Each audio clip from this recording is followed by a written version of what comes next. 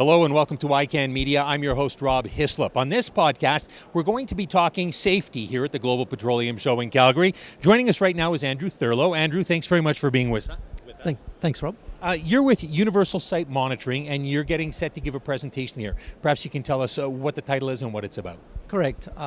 Universal Site Monitoring does innovative safety solutions, and I'm about to talk about personal safety monitoring, which is gas exposure and location with different sensors that goes back to a remote safe area, so in particular a control room.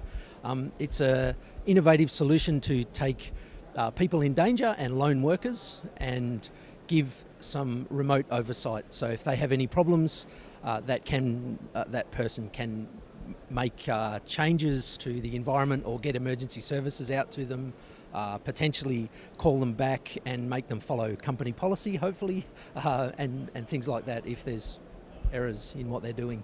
So first off, tell us what sort of job that you would be involved in monitoring and what some of the dangers might be. Yeah, most certainly. So in large industrial complexes, whether they're oil, gas, mining or just general industrial, we end up having workers who go into dangerous areas either as part of their job. Sometimes they go equipped for those areas. Sometimes they find themselves where their environment changes, and in that changing environment they find themselves in danger. So that can be a public utility where they're going into confined space areas. That could be an oil and gas plant where they're just painting a gas pipe, for example, which, the painting of gas pipes is done to make them more robust. Obviously, before they're painted, they're not robust, so there's potential there for problems that come out. So if they go into these areas under these circumstances, they're putting themselves at risk and they may not be aware of the potential dangers that are there. Correct, and being at risk, often they know they're going into an environment at risk, but that's part of the job that they're paid to do. Having someone who's remote, who is not at risk, is a good way to compensate for the person that's at risk. In different environments, there's been a policy lately to send 2 or 3 people.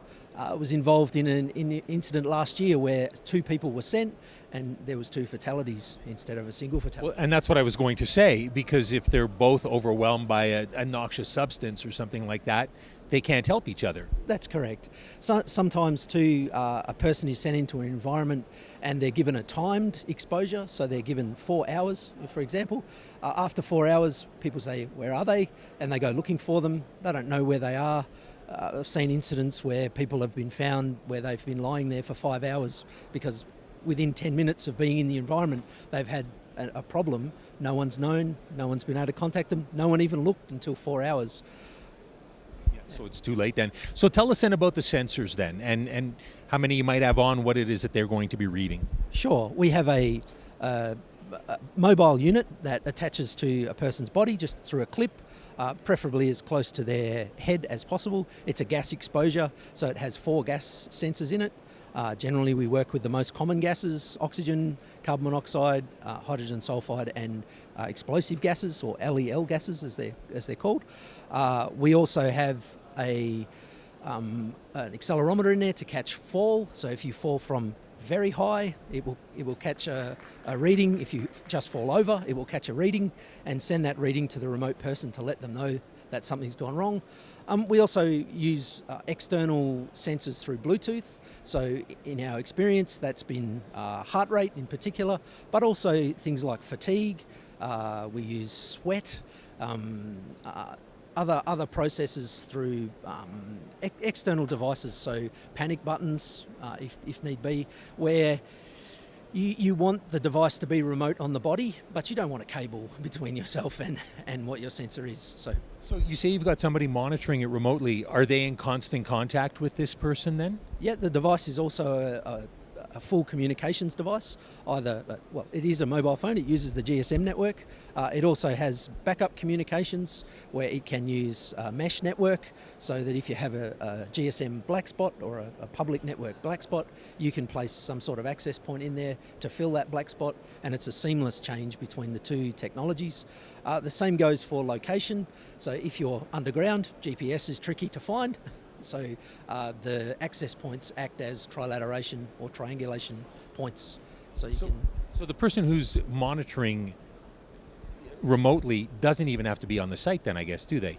We have an operation in Australia, and am I allowed to say where I'm from? Yeah, so I'm from Darwin, Australia. Our gas plant in Darwin is monitored from Sydney, which is about 4,500 kilometres away. That Sydney point monitors about 20 remote locations throughout the South Pacific. So they're not even on the same time zone, they're not in the same location, but they're in a position where they're safe, they're remote, they're 24-hour monitoring a range of things, and they can act to emergency services or to other services, preferably to other people in the plant. Sometimes these plants might be 5 kilometres square, 5 miles squared. Kilometers here, yeah. Kilometres here is good, yeah. They could be 5 kilometres squared, and someone could be on the other side of the plant, and they don't even know that there's a problem going on with another remote worker. There might be 5 workers in a 5 kilometre square plant where they don't see each other except at meal times. So, I mean, it sounds like it's a wonderful solution to putting people in danger and ensuring that they're safe. Why did you come to the Global Petroleum Show? What is the advantage for you to be here? Sure, we've been working a lot, obviously from Australia, and we've been working a lot with Australian local companies. We moved to Europe and we did some work in Europe for some European entities. And the move to North America, and particularly this show, which is the biggest show in North America, is a good way to expose people to our new and innovative product. That's our key reason for being here. Thank you very much for your time. Thank you, Rob. All right, you've been watching us here on ICANN Media at the Global Petroleum Show in Calgary.